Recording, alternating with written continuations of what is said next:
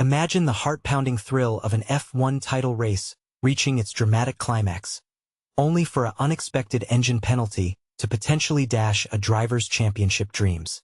That's the high-stakes reality facing the top contenders right now: Lando Norris, Oscar Piastri from McLaren, and Max Verstappen of Red Bull, as the season winds down. But here's where it gets controversial. Are these rules a necessary check on innovation, or an unfair burden that could decide races on technicalities rather than skill? Let's dive in and unpack how these penalties might reshape the F1 landscape, and I'll break it down step by step to make it easy for even beginners to follow. As we approach the final races of the year, with 83% of the season already behind us, teams are starting to hit the limits of their carefully planned budgets for power unit components. This is the moment when even the best strategies can fall apart, leading to grid penalties that could push drivers back in qualifying positions. And this is the part most people miss. It's not just about bad luck. It's a built-in feature of the sport designed to encourage reliability over constant upgrades. To understand the bigger picture, let's start with the basics. At the beginning of each season, the FIA, Fédération Internationale de l'Automobile, lays out clear guidelines for how many of each power unit part a driver can use throughout the year. Going over these limits triggers automatic penalties. For the 2025 rules, which we're already seeing in action this year, a single driver is allocated. For internal combustion engines, ICE, the core petrol engine that powers the car. For motor generator unit heat, MGU-H, recovers energy from exhaust gases. For motor generator unit kinetic, MGU-K, handles braking energy recovery. For turbochargers, TC, boosts engine power with compressed air. 2 energy stores, ES, batteries that store recovered energy. 2 control electronics, CE, the brains managing the hybrid system. 8 exhausts, EX, the outlet pipes that expel gases and sometimes fail under extreme use. These allocations are per driver, and they're meant to prevent teams from endlessly swapping parts for performance gains, promoting sustainability and cost control. But with most of the season done, many drivers are now risking breaches, especially as components wear out from the intense demands of F1 racing. Think blistering speeds, high temperatures, and relentless vibrations. The penalties kick in progressively. The first time you exceed an allocation, it's a 10-place drop on the starting grid. Each additional violation adds another 5 places. If a driver racks up 15 penalties in one race across parts, they automatically start from the very back. This communal system means penalties are shared among teammates or even the team pool, adding another layer of strategy. So far in 2024, stars like Lewis Hamilton, Yuki Tsunoda, Fernando Alonso, Pierre Gasly, Franco Colapinto, Oliver Bearman, Isaac Hadjar, and Liam Lawson have all felt the sting, dropping positions and scrambling to recover. Now, zooming in on the title fight, all 3 frontrunners, Norris, Piastri, and Verstappen, are teetering on the edge for several components. But Verstappen stands out as the most vulnerable. Why?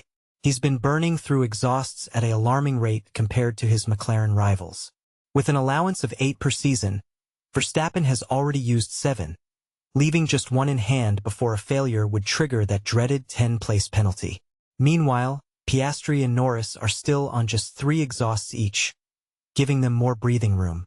For context, exhausts are critical because they handle extreme heat and stress. A failure here isn't just costly. It can lead to engine damage and missed points. But here's the twist that could make or break the season. All 3 drivers are also at the brink for their ICE, TC, MGU-H, MGU-K, ES, and CE limits. This means any single failure in these areas could cascade into penalties, potentially costing podium finishes or even race wins. And this is where things get really intriguing. Is it fair that a factory defect or unforeseen breakdown could punish a driver who was otherwise dominating?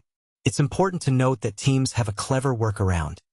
They can reuse parts and return them to their shared pool. So, having used 7 elements doesn't guarantee a penalty. It just means they'd have to fall back on a previously run component.